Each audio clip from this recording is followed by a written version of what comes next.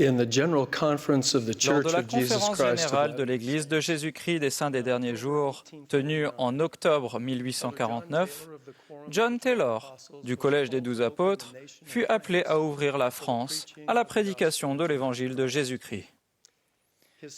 Pendant sa période de service, il publia le premier périodique officiel de l'Église pour ce pays. Frère Taylor prépara et publia un article en 1851, en réponse aux questions fréquentes qu'on lui posait sur l'Église. Frère Taylor raconta l'expérience suivante à la fin de l'article.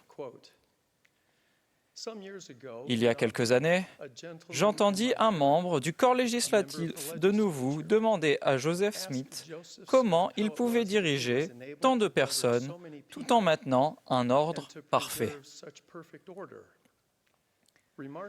Il fit l'observation qu'il était impossible à son organisation de faire de même, quel que soit le domaine concerné. Joseph Smith lui répondit que c'était très facile. « Comment ?» répondit l'homme. « C'est si difficile pour nous. » Joseph Smith lui donna l'explication suivante. « Je leur enseigne des principes corrects et ils se gouvernent eux-mêmes. »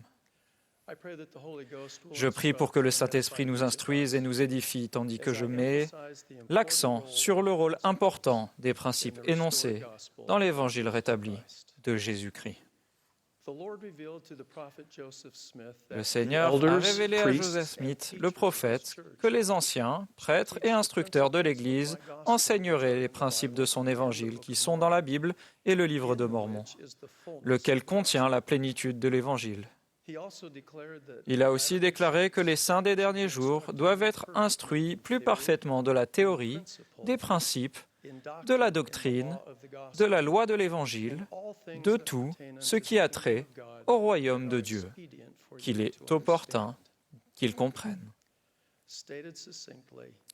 De manière brève, un principe de l'Évangile est une directive fondée sur la doctrine visant au juste exercice du libre arbitre.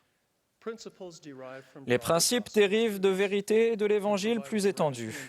Ils se composent de lignes directrices et de règles qui nous permettent de progresser sur le chemin des alliances. Les 3 premiers articles de foi définissent les aspects fondamentaux de la doctrine de l'Évangile rétabli de Jésus-Christ. La nature de la divinité dans le premier article de foi, les conséquences de la chute d'Adam et Ève dans le 2e article de foi, et les bénédictions rendues possibles par le sacrifice expiatoire de Jésus-Christ dans le 3e article de foi. Le 4e article de foi énonce les premiers principes, à savoir les directives d'exercer sa foi en Jésus-Christ et de se repentir, ainsi que les premières ordonnances de la prêtrise qui permettent à l'expiation de Jésus-Christ d'opérer dans notre vie. La parole de sagesse est un autre exemple de principe donné comme ligne directrice. Veuillez noter les versets d'introduction de la section 89 des Doctrines et Alliances. Donné comme principe, accompagné d'une promesse, adapté à la capacité des faibles et des plus faibles de tous les saints, qui sont ou peuvent être appelés saints.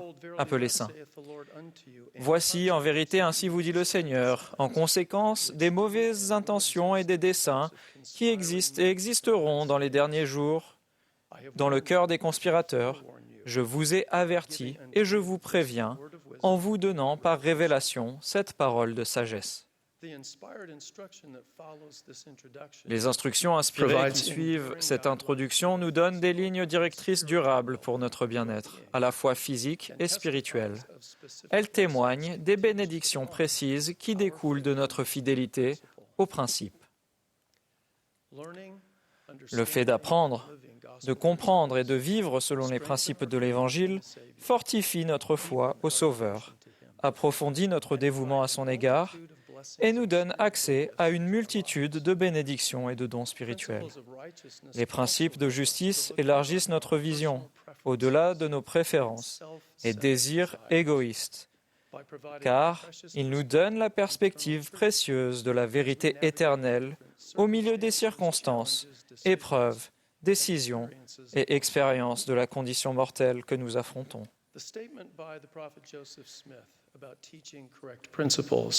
La is déclaration de Joseph perhaps one of Smith, his most le prophète sur l'enseignement de principes corrects, est l'une des plus citées. Et nous trouvons des exemples très convaincants de cette méthode inspirée d'enseignement dans les déclarations des serviteurs autorisés du Seigneur de nos jours. Lors d'une conférence générale en 1998, Dallin Oaks a parlé des devoirs des détenteurs de la prêtrise d'Aaron concernant la préparation, la bénédiction et la distribution de la Sainte Seine. Il a parlé du principe de non-distraction, disant qu'un détenteur de la prêtrise d'Aaron ne devrait jamais constituer, par quoi que ce soit dans son apparence ou son comportement, un élément de distraction pour un membre de l'Église dans sa participation au culte et le renouvellement de ses alliances.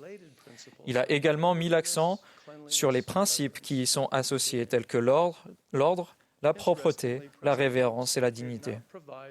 Il est intéressant de noter qu'il n'a pas donné aux jeunes gens une longue liste de choses à faire ou ne pas faire. Au lieu de cela, il a expliqué le principe, attendant des jeunes gens, de leurs parents et de leurs instructeurs, qu'ils fassent appel à leur jugement et à leur inspiration pour suivre cette ligne directrice. Il a expliqué: je ne vous donnerai pas de règles détaillées, car les situations des diverses paroisses et branches de notre Église mondiale sont tellement différentes qu'une règle spéciale qui semble nécessaire dans un contexte pourrait ne pas convenir dans un autre. Je préfère parler d'un principe qui s'appuie sur des points de doctrine. Si tout le monde comprend ce principe et s'y conforme, il ne devrait pas y avoir un grand besoin de règles. Si des règles ou des conseils doivent être donnés dans des cas particuliers, les dirigeants locaux les fourniront conformément aux points de doctrine et aux principes qui y sont associés.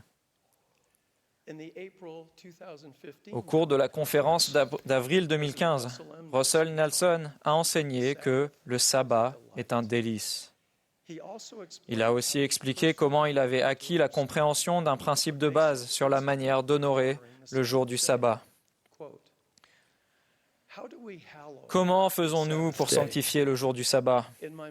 Lorsque j'étais bien plus jeune, j'ai consulté les listes que d'autres personnes avaient faites sur ce qu'il fallait faire ou ne pas faire le jour du sabbat. Ce n'est que plus tard que j'ai appris des Écritures que mon comportement ce jour-là représentait un signe entre moi et mon Père céleste. Grâce à cette compréhension, je n'ai plus eu besoin de liste de choses à faire et à ne pas faire. Lorsque je devais décider si une activité était convenable pour le sabbat, je me demandais simplement quel signe est-ce que je veux montrer à Dieu. Cette question a rendu limpides mes choix concernant le jour du sabbat.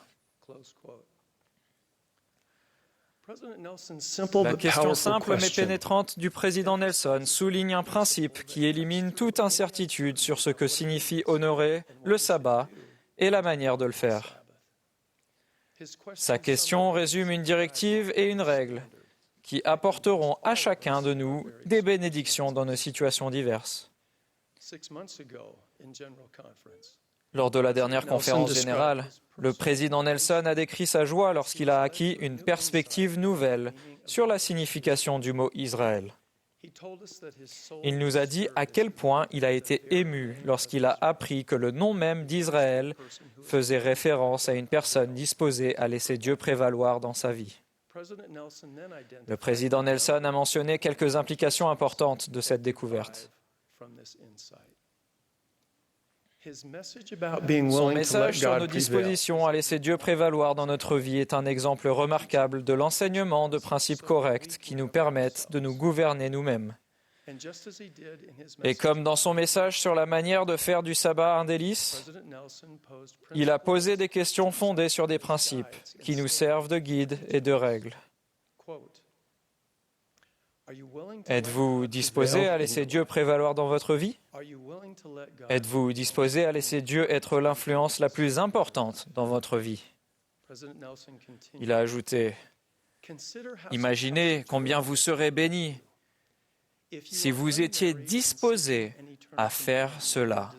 Si vous n'êtes pas marié, que vous cherchez un conjoint pour l'éternité, votre désir d'être Israël vous aidera à décider qui fréquenter et comment le faire. Si vous êtes marié à un conjoint qui a rompu ses alliances, votre disposition à laisser Dieu prévaloir dans votre vie vous permettra de préserver vos alliances avec lui.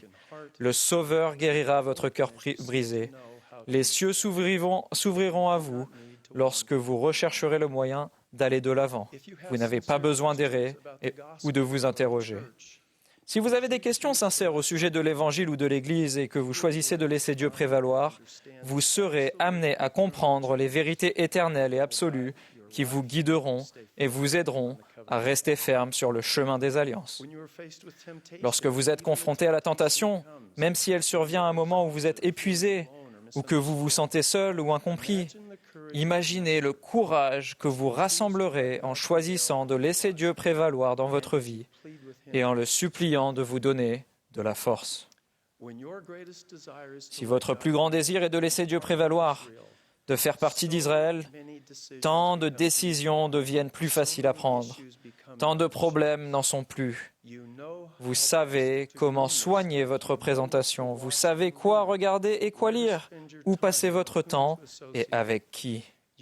Vous savez ce que vous voulez accomplir. Vous savez quel genre de personne vous voulez vraiment devenir. Remarquez à quel point tant de décisions critiques et d'expériences de la vie sont influencées par le principe d'être disposé à laisser Dieu prévaloir. Les sorties en couple et le mariage, les questions et les préoccupations sur l'Évangile, les tentations, la présentation, ce qu'il faut regarder et lire, où passer son temps, qui fréquenter et bien plus. Les questions inspirées du président Nelson mettent l'accent sur un principe simple qui nous fournit une ligne directrice dans tous les aspects de notre vie et nous permet de nous gouverner nous-mêmes. Lorsque Joseph Smith fut incarcéré dans la prison de Liberty, il écrivit des lettres d'instruction aux membres et aux dirigeants de l'Église.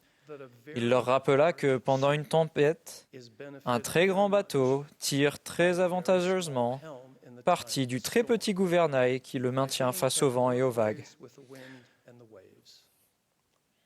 Un gouvernail est constitué d'une roue ou d'une barre et d'équipements qui lui sont associés, qui sont utilisés pour diriger un navire ou un bateau.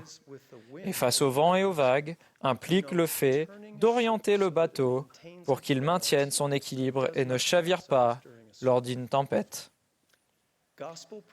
Les principes de l'Évangile sont pour vous et pour moi ce qu'est un gouvernail pour un navire. Des principes corrects nous permettent de trouver notre chemin et de rester fermes, constants et immuables, afin de ne pas perdre notre équilibre et risquer de chuter à cause des tempêtes déchaînées causées par les ténèbres et la confusion des jours. Nous avons eu la grande décision au cours de cette conférence générale d'apprendre, de serviteurs autorisés du Seigneur, ce que sont des principes éternels. Notre responsabilité individuelle est à présent de nous gouverner nous-mêmes conformément aux vérités dont ils ont témoigné. Ezra Taft Benson a enseigné: dans les 6 mois qui suivront, votre compte-rendu de conférence du Léona devrait être conservé près de vos ouvrages canoniques et être consulté fréquemment. Je vous invite, avec toute l'énergie de mon âme, à apprendre, à suivre et à aimer les principes de justice. Seules les vérités de l'Évangile nous permettent de faire de bon gré tout ce qui est en notre pouvoir et d'aller de l'avant sur le chemin des alliances et de voir le salut de Dieu et de voir son bras se révéler. Je sais que la doctrine et les principes de l'Évangile de Jésus-Christ sont une source fondamentale de direction pour notre vie. Ils nous permettent de connaître la joie durable dans la condition mortelle et dans l'éternité. Et en ce glorieux dimanche de Pâques, c'est avec joie que je témoigne que notre Sauveur vit et qu'il est la source de ces vérités. J'en témoigne au nom sacré du Seigneur Jésus-Christ. Amen.